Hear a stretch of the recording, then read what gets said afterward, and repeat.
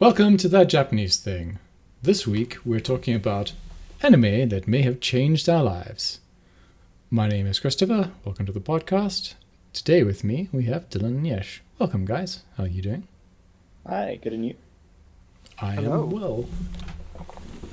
Okay, so this is going to be just talking about, I suppose, anime that are important in some way and that may have changed your philosophy on perspective something. of your life. Mm-hmm. It was suggested to us by Yesh. It's his idea. And so I'm going to let him go first. Sure thing. So for me, there are three anime that I would say, okay, perhaps four. There are 3 or 4 anime that I would say have significantly affected how I think. Now remember, I was pre-teen into my teens when I started to watch more serious anime. This is when anime was being shared somewhat illegally through P2P sharing and stuff like that. So I would get the anime regurgitated by older people who wanted to share great shows. So sometimes I got exposed to things that were a bit more mature than I would have looked at for myself. Admittedly, I would have just looked up Dragon Ball, let's be honest. Sure. But I was exposed to a number of things at a younger age, and this helped me define myself to a certain extent. So I'm going to start out by saying that Trigon actually affected me in a very significant way and changed my life. Okay. Bokumo. Go Sorry? for it. Same me as well. In Trigon, we have a character who, in the modern day, in the era that we meet him, is a badass. He's known as the humanoid typhoon. He's feared by many, and he just has all of the skills to be what in current anime would be an op MC. Yep. But through the story, we learn that he was just a scared little boy at one point, that he's lost more fights than he's won, that he's terrified even now, all the time. The difference is that he learned that he just had to try. And yeah, he was going to lose. And yeah, people are going to betray him. And yeah, he's going to lose. But it doesn't matter. The thing that defines him is that he has to keep trying.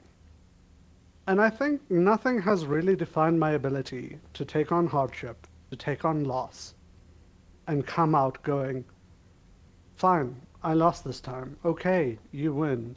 But I'm going to keep trying. More than Trigon. And I'm going to say that that actually defines a very strong core characteristic of who I am today. My friends know me as someone who's a little bit low effort, a little bit laid back, but that's primarily because I take my losses lying down and I keep going. So for me, Trigon. The laugh was? No, just the phrasing there was interesting. Indeed. But that's a big part of most Japanese cultural products, isn't it? The ganbare kind of attitude. The Gunberry kind of attitude. I will say Golden Boy also was like a little bit of a. It's not something that affected my life, sadly, but it had the message in it. I think, oddly enough, maybe that did make me better at studying for really bad reasons in high school. The idea, well, okay, yes, yeah, that's also a possibility. But the idea behind Golden Boy is to not be afraid to try new things, even if you suck at it at the beginning. Yeah, we want Because to learn. through effort, through Right. passion, you can become better. And I think, like, okay, for me, it was the fact that it took him like 300 years or something to slowly become good enough to become this legend. But through all of that, he has all of these scars, these accumulated losses, these horrible things that have given him such horror at night, such terrors. Talking about But- Vash. I'm talking about Vash, yeah. But he just slowly accumulated through sheer effort, through sheer persistence. Not because he's some special being, not because he's incredible, but because he just kept trying. The ability to become someone who can make an outcome happen the way he wants, even if it's ridiculous, even if it's, I don't care if a nuclear explosion happens, no one dies. That But- that Effort act- and time. that accepting that failure is part of the pros. Actually, quite a big lesson. Exactly. the anime I watched as a kid, Trigon being one of them. A lot of the shonen that I watched. Trigon actually, for me, was instrumental in that it helped divert my certain life paths that I might have been interested in. Because in Trigon, the whole theme that goes through is that peace is something worth sacrificing for, and you've got to accept that you might take harm or losses, negative impact, try and get out. But at the same time, the message isn't to be harmed, just to say that you need a certain level of capability to be able to enforce live peacefully.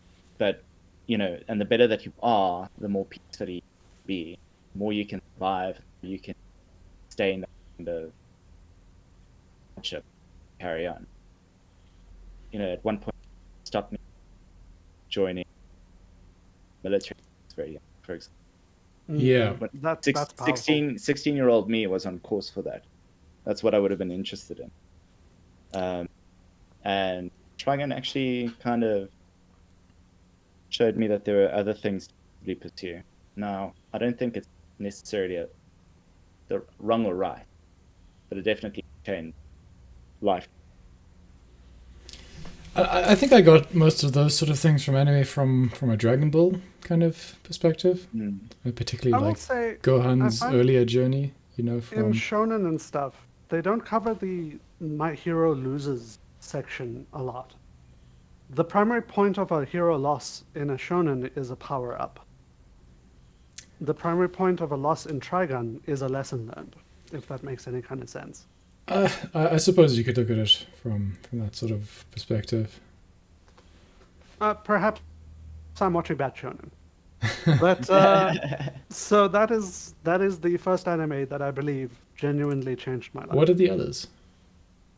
So my second anime that I believe genuinely changed my life is actually, and oh gosh, I'm gonna get some flack for this one. I suspect, is Kill la Kill. Oh wow, okay. Interesting. So More I recent must than I admit, would have thought. Indeed, yes.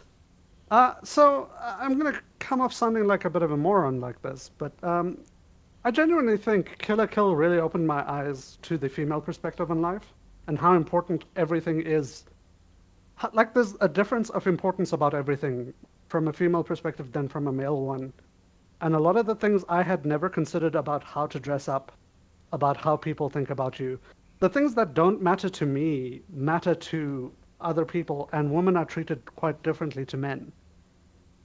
I know this is such a basic concept in the modern world. I get that, I do. But I was just not thinking, if that makes any kind of sense. I just imagine like 29-year-old Yesh. I genuinely had never considered how different life is for a woman compared to a man. I mean, if it's not on your radar, it's better to find out that way than the normal way. All of the female friends that I had never brought up the difference between their life and mine whenever we hung out. I was always the guy that just hung out with whoever was around. I never went looking for anyone to hang out with. So the people that were hanging out with me were not hanging out with me because they needed somewhere to hang out, because they wanted to like get some comfort or anything. I was all casual acquaintances with most of the people in my life at that point in time. And like, I don't know, I guess I just had never had a serious conversation with a woman beyond how's your day, how things are going, the generics, the basics. Yeah. And I genuinely think, like, when I first started watching Kill la Kill, I thought it was going to be fan servicey and kind of shitty, which actually was like very disappointing to me, because Trigger is one of my favorite studios. Studio Trigger made Kill la Kill. They had just come off of the greatest success of their career, in my personal opinion, Tengen Toppa Gurren Lagann. And to go into Kill la Kill, I thought it was just going to be high school girls getting undressed, and I was a bit uncomfortable about that because I was old enough that looking at high school girls is not really what I'm supposed to be doing anymore. But then it turned into this entire thing about how clothing like changes how the world views you, and how getting into a wedding dress is all a girl needs to do, and how that's terrible. Yep. And like I totally empathized with Ryoko, the main character. I started to empathize with our initial villain. It's just like as soon as society arrived, I was like, "Fuck society! What the fuck?" And it really like I know I'm gonna sound like such a potato, but like I had never considered a female perspective on society before. And Kill la Kill really made me like sad about like where women are. Does that make any sense to anybody? I'm sorry I if that sounds. suppose it does. Um, I'm no bleeding hot like raw fuck men or anything like that. I'm just it's a strange anime departure point to find that sort of aspect. Indeed. Well, see, the problem is, I'm pretty mind closed. I'm happy to admit that. I'm pretty mind closed when I watch anime, because the Japanese perspective on things is sometimes not what I want in my life, anyways. I have found some moral quandaries in anime that I'm just like, I'm not going to think about this and just go past it.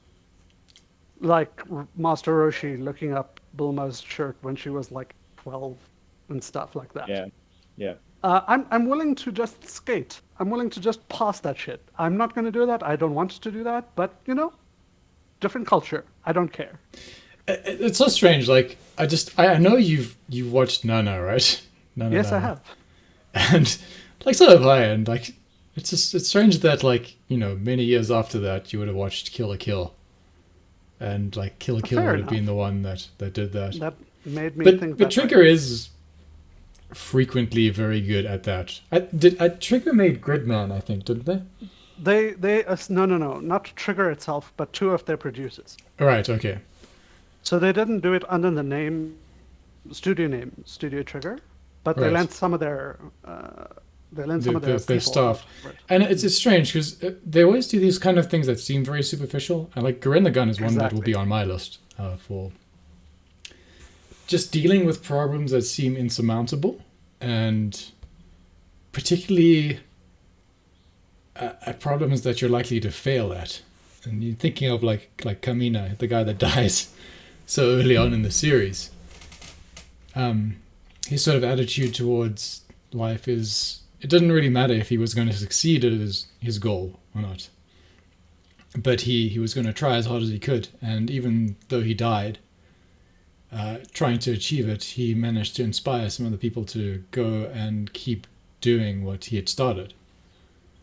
First, he And- seems like such a dumb kid just talking his mouth off with nothing to back it up. Right, yeah. But he's totally in there. He's totally bought in. He's not trying to sell anyone. He's doing the thing. I mean, and that sort of attitude is how I like to try and think about life, is that I'd rather not try and aim for any particular short-term goal, or even something that I might even see. I'd rather try and influence someone in a good way that carries forward in some sort of way, rather than, I don't know, just for like a personal profit or making the situation easier or something like that. Mm-hmm. And that sort of attitude comes through in Trigger stuff, doesn't it? It's often about taking like a really difficult stance on something just because it's maybe the right thing to do. And I think often in anime you have characters who sort of try that and then kind of give up on it, right? It's also, it comes across as quite shallow. Yeah. Because the people feel inhuman when they're constantly just going against all of the odds and trying. It doesn't feel like it costs them anything in a lot of anime. Right. But in a Trigger anime, it always feels like there's a human underneath. You get to see the fear. You get to see the blood. And then you get to see them actually going forward. And they usually lose, right? And they usually lose. Or I mean, they might win, but they will die, or they won't get exactly what they want. Like in Tengen Toppan, Shimon doesn't actually like end up in like a good place at the end of the story, does he? He's like He's basically homeless. homeless, right? But like he's kind of saved the world and is homeless. So it's kind of it's almost like a Zen philosophy kind of storyline. I wonder if there's some sort of influence there. But there's an absolute satisfaction to him as he watches in the sky the generation after him doing his goal further forward. Yeah. His fate barely matters. He's made the future happen. And in a way, coming up past the future to him, he passed the future to the next gen. And that's enough. That's fine. Yeah. No, that's definitely something I like to think about sometimes. Dylan?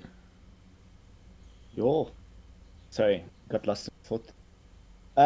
So I've spoken about Trigon. There were a couple of others, more recent than not, Evangelion, in Right. terms of like spoke about it. It can get quite philosophical at times about a couple of things. One, the way that we relate to others, self. It very neatly sort of encapsulates the concept that the version of you in someone else's mind is different to the version of you in else's mind. It's different to the version of you and how it's not good or bad. It is what it is. Some complexity, but for me, the predominant lesson there is about trying to learn how to sort of make manifest your will, not in sort of a new age concept, but in the fact that sort of we start off life, we go through it being told what we need to do, or at least not being told what we need to do, but being put on paths that have direction. Be sure that we will take. You go to school, do your subjects, you get told that you can do anything you do, told that you study college, then this, that, or the next thing. But there's no real purpose that you find for yourself along the way. So inevitably, there's sort of some existential. Well, Shinji's name means belief, right? Mm. And I always thought about more of him overcoming his innate fear of everything around him. Yeah. And then deciding what he needed to do rather than being ordered to do. Yeah. And also accepting that being rebellious doesn't help. There's that moment in the series where the inevitable apocalypse is coming again, and he decides, okay, you know what? Fuck that. I'm going to choose for myself, and I choose fuck all of you. And he walks away. And then at some point, he's processing this as he's gotten however many stations away. And he kind of comes to the realization that just because the people that have sort of tried to trap his direction, right, against his will, want it a certain way, doesn't mean that he has to choose against the free choice has to actually be free. And then he ends up coming back. He does view it worth being, he does decide that it's worth fighting for, despite the fact that it's complicated and despite the fact that it's going to hurt. Yeah. And so there is sort of lessons in there for me about freedom of choice, and that it's not as simple. And also, like a common scene in a series, you'll see him looking down at his hand, and he'll close and open it. And the concept is, okay, well, you want to do something. How does it actually get to the point where it's achieved? And that for me in my point of life is actually really important, because things that I want, not materialistically, but just for myself, for people around, that is not like an easily definable thing. You've got to work on ways to actually make it happen. It's like quite a big from that. I mean, I know we talked about Genshin last week, but that's also another one for me that was quite important in just... I discovered it when I was like 14. And it sort of cemented in my head that it's okay to be a weirdo, and you don't have to. You might be a bit lonely in society, but just some things that have recently reinforced that idea. Seeing some of my relatives in these really terrible corporate jobs and in companies that I would describe as basically evil, doing things that are basically making the world worse every day. And I'm just thankful that I don't need to do that, and that I've structured my life in such a way that I won't have to do anything like that I actively view as just destructive to society or the planet or anything like that. And just the kind of the knowledge that there are people who think like me, even if they don't think exactly the same as me, and agree with that sort of thing, has just made me think that that's a perfectly fine way to be. And that's what I got from Genshiken, at least. And then another odd one, I suppose, would be Lavina. Oh, goodness. I know, what right? What can we learn from Lavina? What can we learn from Lavina, right? that hot springs are in fact magical harem. Right, and turtles can fly and such things like that. Exactly. And that addictive opening songs can make an entire show work. Yeah, And that you can remember them like 20 years on without having listened to them in the interim. Oh dear God, yes, you can. But the anime was actually kind of bad. The manga was better, but let me stop saying that.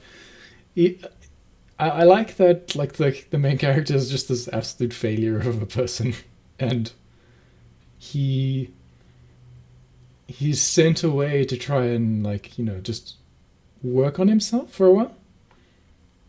And he failed to get into university, right? So he's sent away to the hot spring to go and work and to study and all that sort of thing. And I think it's okay just to maybe accept that every now and then, because often your failures in life are just as a result of you being unhappy in a situation, rather than there innately being anything particularly wrong with you. And I know it's just a little love harem kind of story that goes on there. Doesn't matter what the show is, as long as you pull something from it. I think that's what it's Keitaro, right? Kentaro? Keitaro. Yeah, Keitaro. That's what he gets out of that, is that even though he's not the greatest, smartest person in the world, he has no special ability or anything like that, people still like him. And it's okay to be perfectly ordinary. And that's what I like about love, Accepting that you have intrinsic value is one of the most difficult things that I've ever. I mean, I still haven't achieved a state of that. No, I don't think anyone really ever does, unless you live in a monastery and can meditate all day. yeah. With no material concerns, right? But yeah, I think a lot of anime has that sort of, because the way I think about anime and manga is it's only generated by a few, a small percentage of the Japanese population. I mean, a lot of people in Japan read it and watch it and that sort of thing. But the people who kind of think about it and the people who make it are a very small subset. And often people who don't really fit in with the norms of society. So you get a lot of interesting perspectives, and a lot of it deals with people who don't have value in society in a normal setting. And I know it's very upsetting, because a lot of isekai deals with trash that are sent to the other world, and suddenly they're the best thing in the world and that sort of thing. But I'm not talking about power fantasies. I'm just talking about even something like Kobayashi's Dragon Maid, where Kobayashi's just a 25-year-old office worker who's suddenly kind of sporadically nice to a dragon, and suddenly the dragon's infatuated with her. It's and she doesn't understand why or how. No, and it's just because that dragon finds value in that moment, and a kind of, as any person might with another person. So I've got two more small changes to talk about. that I think might actually not upend this discussion, but like make you guys go, wait, you got that from that? Sure. Let's go. So, what's that show that begins with 5, 4, 3, 2, 1, go, and then it has a jazz start? The fan service show. Secret Agent something? No. Spike Spiegel. Oh, Cowboy Bebop. Right. Okay. Yeah. Cowboy Bebop. Sorry, I forgot the name for a moment. I thought you were talking I about did that specifically to Najika. piss off anyone who's watching this or listening to this. Anyways, from Cowboy Bebop, I got no one is who they appear to be. Everyone is putting up a mask. Everyone is trying to be someone who's an operating member of society. Everyone has problems. It's not just you. Everyone is struggling. It's not just you. No one is who they appear to be. Ian is the only operating member of that crew that is like a well-adjusted adult. Everyone else is fucked. Yeah. Spike is living in a rainy day for the rest of his life. The girl, I forget her name. She seems like she's a seductress who's trying to like take advantage of men in the beginning, and then later on we found out she got totally fucked by everyone and everything she ever knew, and the only thing she had left in her name was her body, so she had to use it. It's not like she became that way because she wanted an easy life. Yeah. The ex-cop guy is running away from some of the failures of his past because he has to keep busy because he doesn't want to have to think. Yes. Yeah. Such a good. Everyone we Yeah. think is cool, everyone we kind of envy in that show, is a failure running away from their past and struggling to live. Except for Ein the dog, who's the most well-adjusted member of that crew. I suppose what I like about Japanese culture, like post like 1960s, is that there is no one presented as like the perfect man, perfect woman character. Exactly. They're all flawed. And unfortunately, in like the West, we often have that kind of person in a show. And it's becoming more prevalent as it's easier to write. Yeah, give them a slight tragic backstory and then make them perfect in all other ways, and you've got a show apparently. And voila, character writing done. And it's the shows that sort of stand out that don't follow that. Like, I mean, I know Stargate's maybe not the best example, but it's a fun one, where all of the main characters are just kind of the perfect people for the job, but none of them are perfect people.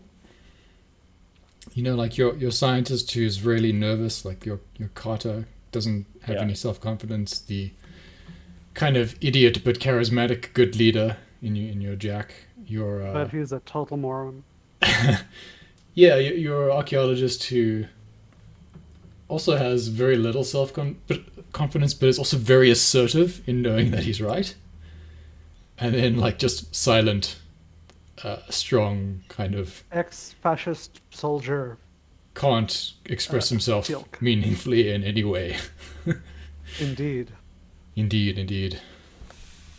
And everyone's kind of a human in that show, and I appreciate. But also, I think the reason why, with regards to Stargate, which is completely off topic, the reason why that worked is because they all had flaws, but they all made up for it by being together. Right. Jack could face whenever everyone else was like, I don't really want to say something, but I want to say something. But I mean that works for Cowboy Bebop as well.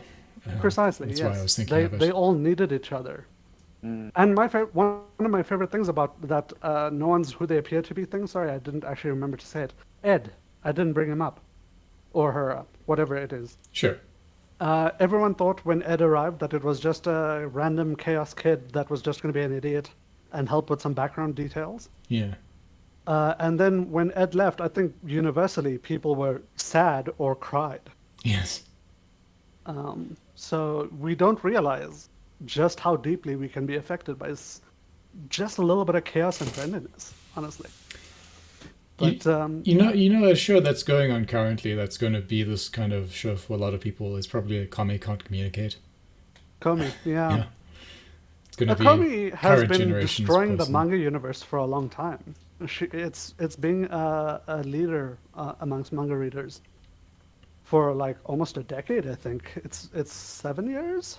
I don't know, but I know that Komi has been just destroying manga readers for a while. So I was expecting it to be a great anime as well.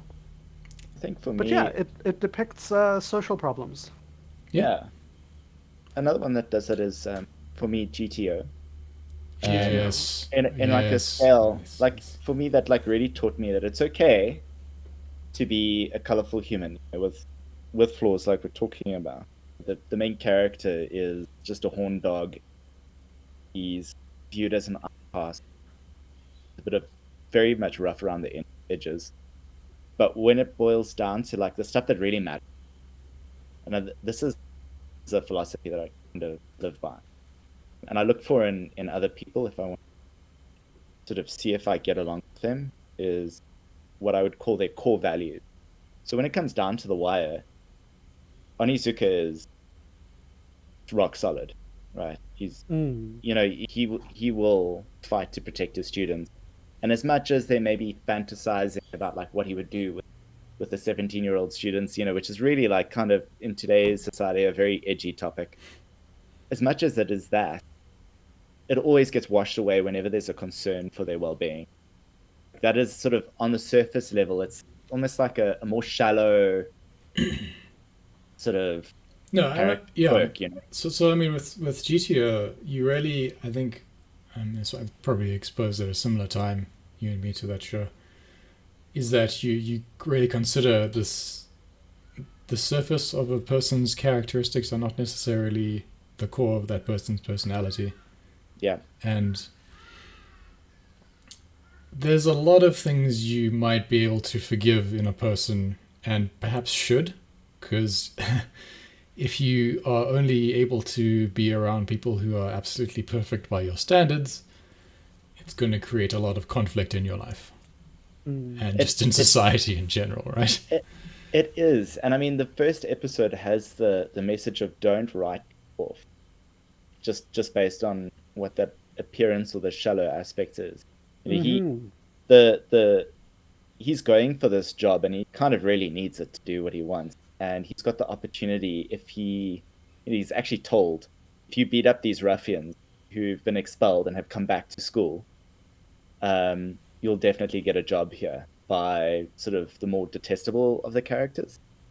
And he like considers it and he walks up, but the minute one of those kids basically says, you know, you called us trash all of our lives and kept putting us down, and then you just toss us out, and GTO just sort of does a complete 180 and ends up sort of putting all of that at risk, you know, his whole future prospects in a at German risk. suplex, yes, yeah. And I mean, look, it's not subtle storytelling, but it is very strong storytelling. You know, his thing was, okay, cool, for my immediate self-interest, just a shallow thing, this can really help me out. And then immediately, without question, without hesitation, when it turned to like a core value, that was just a hard line. And you don't dismiss people, you don't treat them like trash, you maybe try and help them find their way, not in a patronizing, but sort of you allow them enough to be themselves in the best way that they can. And that really did inform a lot of the way that I interact. I don't know. I think it might be more subtle than you think. There's no hammering home of a message. I mean, there's obviously like an outcome that there's like a kind of moral message in each show or over the course of a few episodes or something like that. Yeah, I mean, I just feel like it's done episode after episode so that his character is shown as being... Yes, yeah. Literally a breaking down of walls in the first episode, right? 100% correct, yeah. And various things to that sort of degree. And just sort of teaching like the kind of the value of various virtues that you might want to dismiss as meaningless in life. Exposed to like corporate greed and various other things that could be beneficial to you in a financial way, but dealing with it in a moral way. Yep. That's it. And I don't know, it's kind of making a person interesting enough that you want to watch them, that you don't notice the message until it's too late, until you've been converted, right? So, into that way of Chris, thinking. you were saying you were surprised that I watched Nana and I didn't get the like inequality. No, I understand. I'm just saying, Nana was kind of a bad show. Well, no, it was okay, but the problem was I was ready for that preaching from the beginning. So because I was like shored up against it, When the message came, I was like, and just went through it. And with Kill la Kill, I was sitting down for an action comedy, and 3-4 minutes into an action comedy, I got gut punched by morals So because I was not prepared for it. If that makes sense. yes, yeah, no, I get that. I was also just thinking of Nadesco and just remembering like a couple of moments in my life where I actually thought about like Akito. And Akito's How did it? he's a coward, right? That's his defining characteristic. He's Well, he was a intensely civilian. Yeah. oh he's got PTSD over an incident from his childhood, and by the end of the show, he's almost overcome that to the point where he is perfectly functional again in his life, and he there was never any hint that he overcame the fear, which was always the interesting part in my reading of the show. Like he was always screaming, he was always scared of what was going on, but he gradually sort of built up this kind of value of his friends and how his life was in equal kind of proportion value to them, right? And so as his relationships with the crew of his ship became more and more important to him, he was gradually able to risk himself more and more, put himself more and more in danger as They were saw. more important than Yeah. his fear. And also just at some point, he realized that if he was so scared of, various things, he would just never be able to do anything in his life besides maybe like cowering as a cook somewhere in some obscure village on Earth. So yeah, I mean, I've often thought of that when I've been kind of too scared to make a decision to do something. Take a risk. Yeah. That's actually an incredible thing to take a lesson from. I've watched that show multiple times myself, and I do think about it, but I'd never actually thought about it as a lesson on bravery. There's also, unfortunately, he does eventually fail with that and relapse and kind of break. Doesn't he? The writing had to do that for Yeah. story reasons.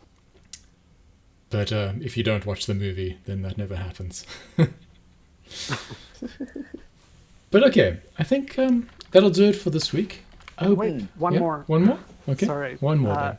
I have to say, my favorite anime of all time, Tengen Toppa Gurren Lagann.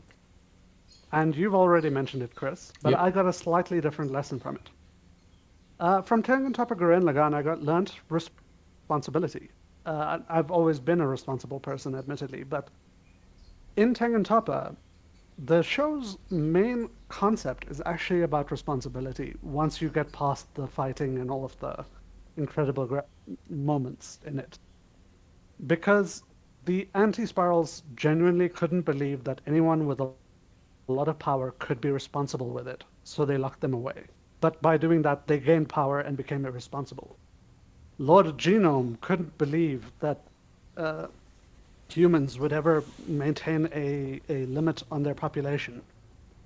So he started killing humans to save them and gained power and became irresponsible. And the moment that this all crystallized for me is at the end of the show when Shimon is losing his wife and the kid in the show says, "Couldn't you save her with all of that power that you have? You're basically a god." And Shimon says, "Yeah, I could save her. But then what happens the next time someone dies? Someone loves them. Should I bring them back too? If I keep doing that, where's the future for the children? Where's the future for the next generation?" And he lets the woman that he broke the universe apart for go so that the future can happen because he took responsibility. And I think that's always stuck with me. That even if I have the power to get something I want, even if I have the ability to get something I want, if it causes more harm to other people, I need to let it go. I need to be responsible to the people around me. Even if no one's asking me to be that way, even if I don't need to feel any repercussions for it, caring for someone else, caring for a lot of someone else, and having responsibility is more important than getting what I want. And I felt like I had to bring this message up, considering the recent situation around the world and discussions about responsibility. Did you? There's an episode of Star Trek. Sorry to bring Star Trek up, but called Dear Doctor in Yes. Enterprise, which Yeah. people really hate online. I've become recently aware that people really hate it, but I think it might be my favorite episode of Star Trek, where they sort of discover a planet with two species, one of them evolving and one of them dying of a genetic disorder that they could cure.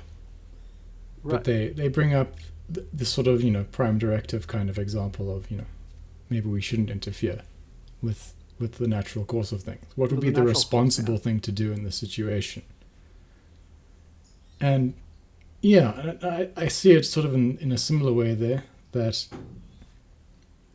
you just solving other people's problems is not, I mean, I know that's not exactly what the show was about, right? But the moral sort of philosophical implication is you can't go around solving everyone else's problems. You need to take responsibility for your own problems and allow the burden of other people's problems to be placed solely on their shoulders. I think a lot of people in the world go through life never actually shouldering their own burden in that way. And that has produced quite a lot of the issues we've seen recently. Let me put it that way. But anyway, that is a dreary note to end a podcast on. So I'll say thanks everyone for listening. This has been That Japanese Thing. Tell us in the comments what anime affected your life. Ciao for now.